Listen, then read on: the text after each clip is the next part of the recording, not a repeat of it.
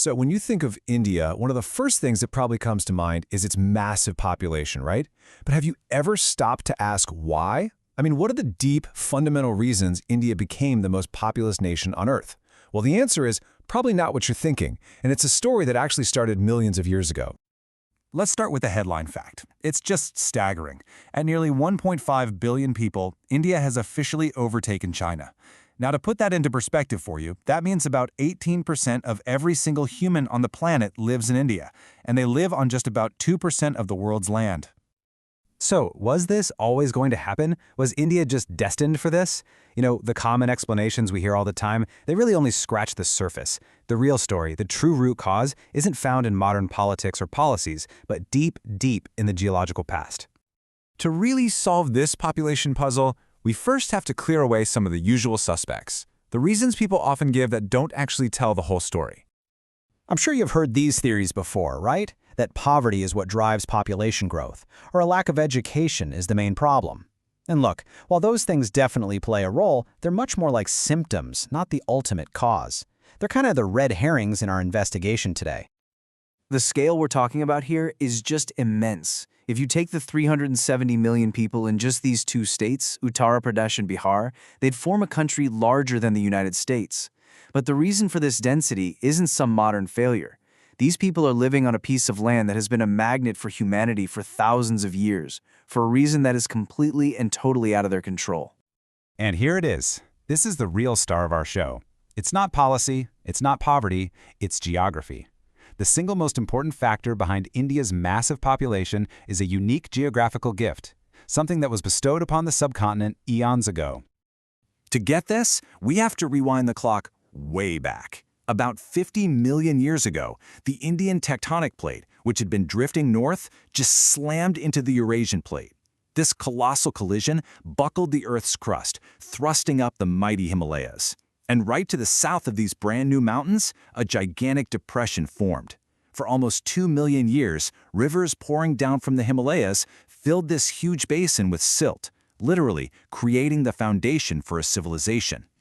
And this is what it created, the Indo-Gangetic Plain. We're talking about a continuous 700,000 square kilometer belt of some of the most fertile soil on the entire planet. This one geographical feature is home to over 900 million people today. Let that sink in. That's 11% of all humanity. The Himalayas create this perfect storm of life-sustaining conditions. First, they act as the third pole with massive glaciers that provide a year-round water source for countless rivers. Second, they're so tall they trap the monsoon clouds, forcing all that rain onto the plains. And finally, they act like a giant wall, shielding the land from the cold, dry air of Central Asia. This triple threat of benefits makes the region an agricultural paradise. And this isn't just an Indian thing. This link between vast, fertile plains and huge, dense populations is a pattern we see all across the globe throughout history. Just look at this comparison. All the great cradles of civilization were built on fertile plains. But the scale is what really matters here. China's Great Plain is massive, no doubt, but at 400,000 square kilometers, it's a lot smaller than India's. And Egypt's legendary Nile Valley is just a tiny sliver in comparison. The Indo-Gangetic Plain is simply in a league of its own. Now here's a fact that might surprise you. If you want to talk about population density, consider the Netherlands. It's actually more densely populated than India, but we don't usually call it overpopulated, do we? We call it an agricultural superpower. And the reason is exactly the same. Like the Indo-Gangetic Plain, it's built on an incredibly fertile river delta. Turns out, high population density on fertile land is the historical norm. Okay, but I know what some of you might be thinking.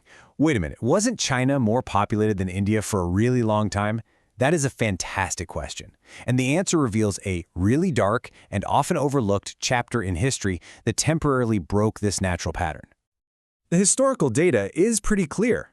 For most of recorded history, India consistently had a larger share of the world's population than China. All the way from the Roman Empire, through the Middle Ages, and right into the 18th century, the pattern held. So what happened? What broke it? Over 2,000 years ago, a Greek ambassador named Megasthenes was traveling in India, and he wrote about its incredible abundance. He said that the climate and the soil were so good that they allowed for 2 harvests a year, making famine basically a foreign concept. This was the natural state of things. But then came the anomaly. Under British rule, an estimated 3.5 crore, that's 35 million Indians, died in 25 major famines. This wasn't a natural disaster. It was the direct result of exploitative colonial policies that artificially suppressed India's prosperity and with it, its population. This period is the reason why, for a time, China's population pulled ahead. So after independence, the famine stopped and India's population began to grow again, really returning to its historical norm. But today, the story has another twist. The population itself is stabilizing, but that incredible geographic blessing that created it is now facing a threat like never before. But here's a crucial point that often gets missed in this whole conversation. India's total fertility rate is now 1.9. That is below the 2.1 replacement level you need just to keep a population stable.